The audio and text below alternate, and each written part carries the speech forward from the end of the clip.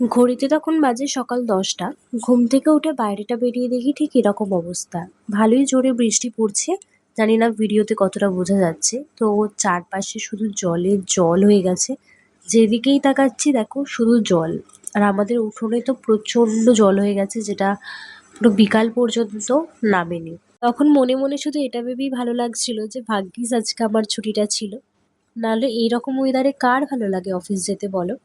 ব্যাস তারপর বেলার দিকে বৃষ্টি থামতে ছাদে গিয়ে দেখি বাড়ির পিছন দিকের অবস্থাটা ঠিক এরকম। পুরো জমিটাতে জল জমে গেছে, গাছগুলো ডুবে গেছে। আর মা এখান থেকে ছাদেতে আমাদের অনেক ফুল হয়েছিল সেগুলো তুলছে। তারপরে দেখো এখানে আকাশটা এত ফ্রেশ লাগছে বৃষ্টির পর।